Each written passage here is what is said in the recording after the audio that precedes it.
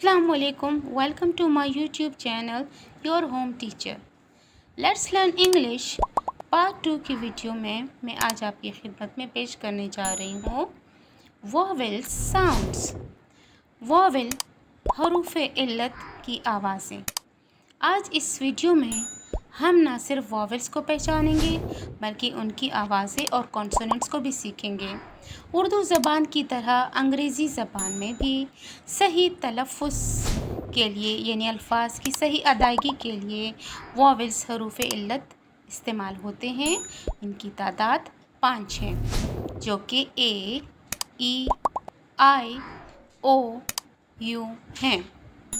इनकी आवाज़ें ओ, अ, ई की तरह होती हैं। हरूफ सही यानी कॉन्सोनेंट्स, जिस तरह हम जानते हैं कि अंग्रेज़ी ज़बान में 26 हरूफ यानी अल्फ़ाबेट्स होते हैं। इनमें से 5 वॉवेल्स हैं और बाकी 21 हरूफ सही यानी कॉन्सोनेंट्स कहलाते हैं। ए, ई, आई, ओ, यू वॉवेल्स और बाकी कॉन्सोनेंट्स कहलाते हैं हरूफ सही। कॉन्सोनेंट्स मुख्तलिफ़ हालात में बदलते रहते हैं। मसलन जब डब्ल्यू और वाई के बाद वॉवेल आएगा तो ये भी वॉवेल बन जाता है। फिर दोबारा पढ़ेंगे, जब डब्ल्यू और वाई के बाद वॉवेल आए तो ये भी वॉवेल बन जाता है। चलिए देखते हैं ये कैसे होगा। अगर इनके बाद कॉन्सोनेंट आए तो ये कॉन्सोनेंट बन जाता है, इसलिए उन्हें भी सेमी वॉवेल्स कहते हैं।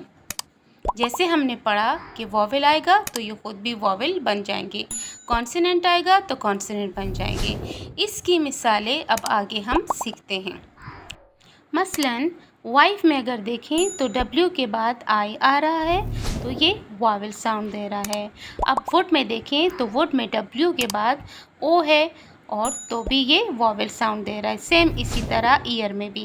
यकीनन आपको वॉवेल्स और कॉन्सोनेंट्स का फ़र्क इस वीडियो में अच्छे से मालूम हो गया होगा। फिर भी अगर कोई प्रॉब्लम हो तो कमेंट बॉक्स में हमें ज़रूर लिखिए। अपनी कीमती आरा से आगाह कीजिए और अगर आप लोगों ने सब्सक्राइब नहीं कीजिए तो सब्सक्राइब ज़रूर कीजिए। Thanks for watching. अल्लाह हाफिज़।